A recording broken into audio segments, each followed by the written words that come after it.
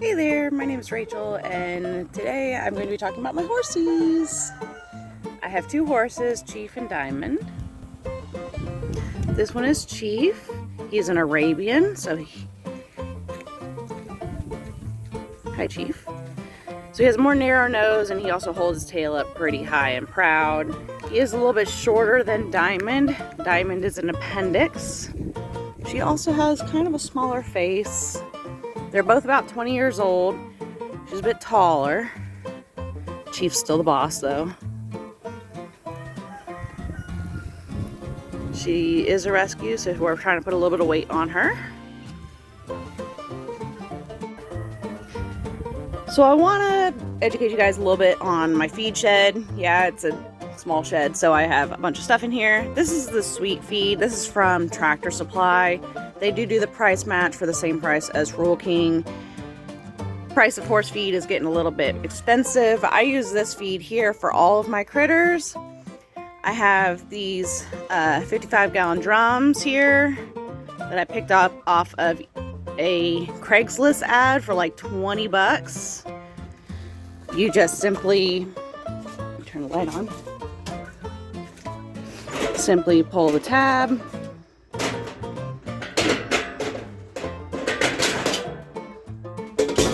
Lift off the ring, lift off the lid, and this one here is holding cracked corn, and this is my little scoop that I use for all of my critters.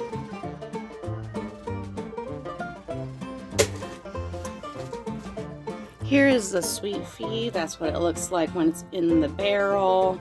This one here was a Chardonnay barrel. It's food grade. You want to make sure it's food grade, so you're putting food in it. This here is 2 scoops of feed. That's a feed bucket there. And that's what I'm gonna give the horses in the morning, is 2 scoops of sweet feed each. All right, here is Chief eating. We just have a simple setup for the buckets here. That can be purchased at any feed store. You just hook the bucket right on it. All it does is pull this little tab here up, and it releases the bucket. Then you stick it back down, and the bucket is secure. And there's Chief.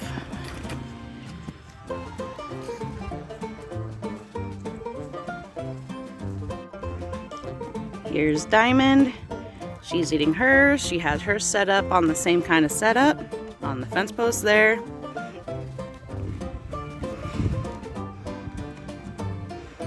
And she's chowing down. Normally they try to dump it on the ground. If a horse eats off the ground, they can. It's not going to hurt them unless they eat too much sand. Then you just go to the feed store and get, there's different ones like Sand Out or Sand Away or Sand Aid. And those are to help move the sand once it's been ingested through the horse and pass it out the other side. Over here we have the round bale that they have since destroyed, and it kind of spreads all over the yard. We put it in the shade so they can stand in the shade while they're eating it. Again, these two just eat as they are hungry for the hay, and then they just stop when they're not hungry for the hay anymore. So we'll come over here to Chief.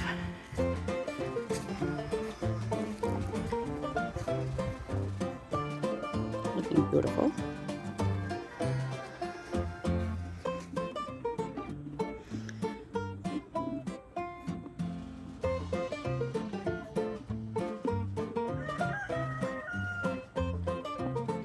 Chief has had issues with his hooves. You can put certain pastes on his feet to make them harden a bit. However, we really don't do that much with him. We let them grow out and then have the farrier come out to clip them for them. Now, something about horses that I do want to mention, with we living in Florida here, they do get rain rot every now and then, especially during our rainy season. If you see, maybe you can kind of see it, how the fur is kind of coming off in clumps. They are shedding, but also that black stuff there is part of the rain rot. Now, what you need to do for that is it's a bacteria that comes when it's humid and everything, and it just kind of pulls off. The fur pulls off. Okay, like I was saying for the rain rot, there's some stuff that you should keep in your shed just in case for that kind of stuff. This one here is an antiseptic and antifungal spray that works really well. I do use the shampoo and the conditioner for mane and tail, which works very well as well. And mouthwash. Mouthwash is a must to keep on hand in any type of farm situation. It kills bacteria. So thus killing bacteria, it will get rid of the rain rot because it will kill the bacteria on the skin as well. Also, we have some burn spray. We have some aerosol bandage. That's great stuff to have. This here is mink oil I use for leather and cleaning saddles. This here is one of the hoof dressings that I use. It literally just cakes on. It comes with a brush and it just cakes on the foot. And it doesn't have a weird smell like some of them do, but that's for in case they have cracks or damage on their foot. Then we have some fly spray. This is the big jug of fly spray. It's Do More. And then we put it into this reusable spray bottle that we've had for quite a while, and it looks very dirty. Also, there is an antifungal spray that you can use as well. You always want to keep paper towels on hand. Very important. And bandages. Keep those on hand as well for any of your critters.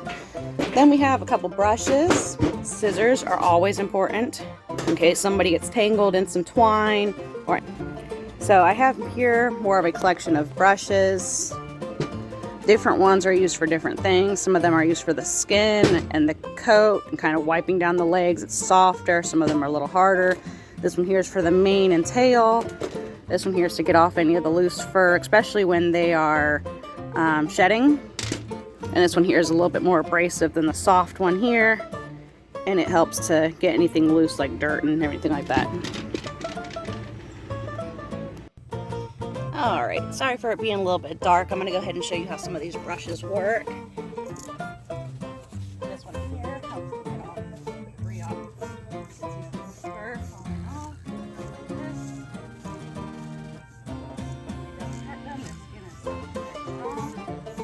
It just mainly gets off a lot of that extra fur there. Then if you have a softer brush, sometimes you'll use that on like a softer area, such as the face. Not gonna hurt them, it knocks off the sand and everything. Some of these brushes are a little bit harder. Those can be used to do their legs a little bit more.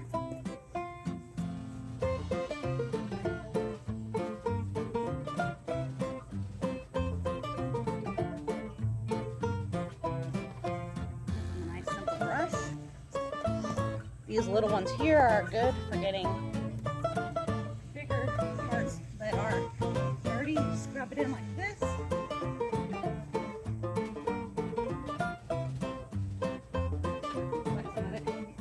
And that breaks away a lot of fur very quickly.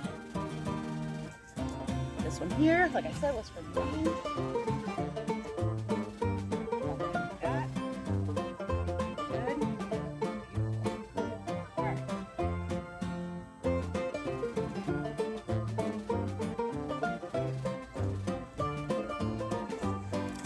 Good. This here is for the hoofs.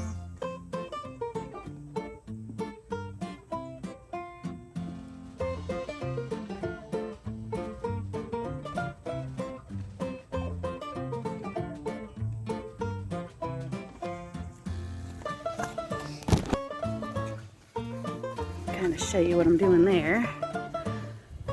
So it's just a little brush. I just take it out, lather it on.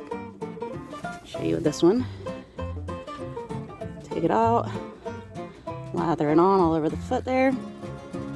Put that back in there. Then I massage it and work it in a bit. Make sure I get all the spots. And it just helps to hydrate and helps to keep the hoof from cracking. Although you can see that Chief does have a pretty good crack there, which we've been working with the farrier ever since I got him to try to correct it. And, well, he must like it because he keeps it there.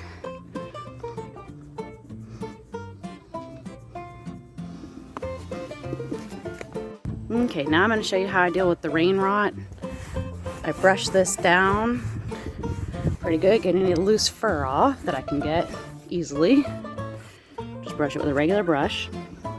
Also, a nifty trick is when you have hair on the bottom of it, you just take your heel, lift it up, tap it on your foot, and it falls off. So we're going to show you with the mouthwash. Mouthwash, just take it, pour it straight on. It's going to drip off a little bit, you kind of just smear it right on. All you're trying to do is cover the area so it will kill the bacteria that's growing there. And it'll kill the bacteria. And we just do that all over his back because he's got it on his back and his butt. Okay, I also want to show you what this aerosol bandage is. It's a silver spray. Some people could just call it silver spray. He doesn't have a cut or anything, but if he did have a cut right here, we would just take this, spray it, and it's really good at getting a good coat on, and it'll seal itself and the bugs won't be able to get to it. So if he had a mark on him, that would stop it from getting infected. It would stop it from getting bugs on it. It's a good stuff to have. You can get it from a feed store as well. Alright, this video I'm getting into a little bit of tack. I don't want to go too far into it because that's going to be a separate video. This is mainly just learning about horses. So I'm going to start with saying that these are whips and crops. Over here, there's different lengths. Some of them are called carriage whips. Some of them are crops, like the little one. This one here, this big black rope here is your lunge line. It's 10 feet long. It's to make them run around in circles. This here is actually a dog leash, but it works really great as a tie down. Most people do not like the ones with a handle on it, such as a dog leash, because a handle on your wrist in a wild horse that wants to get away from you is going to rip you apart.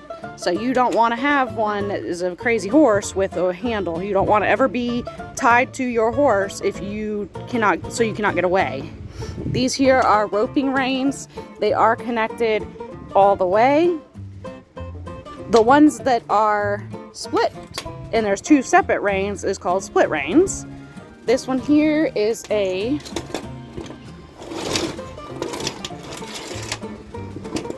have several different head pieces here. So this one here is a hackamore. It does not have a bit on it. A bit would be this little piece right here. I like this one here because it has the copper in it, and the copper just gives them flavor and gives them something to play with while it's in their mouth. This one here puts pressure on the nose instead. So if your horse doesn't really respond too well with something in its mouth or doesn't like something in its mouth, you can also do the pressure on its nose. This right here is a halter. And this one I like because it is adjustable on both the nose band and the headband. With having an Arabian who has a smaller face and a smaller nose, you need the adjustable part on the nose there. So Chief will ride in his halter and Dimond rides with a hackamore. We don't use the bits and all of that. The bridle, this part here is the bridle part. We don't use that. This part here goes underneath and latches underneath the mouth part there. So we'll go more into detail about saddling them up and putting these items on the horses in another video. I do want to say at this point in the video that I am not a riding instructor. I do not have a riding school. I don't have any of that stuff. So the riding part is going to be for probably somebody else who knows more about riding. Right now, I'm just trying to teach people about animals in general and how to care for them and how to have a homestead. That's my main goal, is to make sure that you know how to feed your animals, take care of your animals in case there's an emergency. This farm here, or homestead, is more of a rescue type situation. A lot of these animals are not pampered. They're here because they either were not wanted by their old family or because they're older and they can no longer do the stuff they used to do. So now this is more of a retirement home for a lot of these animals. So yes, they are well fed and well taken care of, but they are not high class animals. Chief Boo and I want to say thank you for watching our video, and hopefully you learned something about homesteading and having a farm. If you have any questions, let me know. Also, you heard it from the horse's mouth. Hi, Chief. Thank you. We'll be posting more videos about more critters.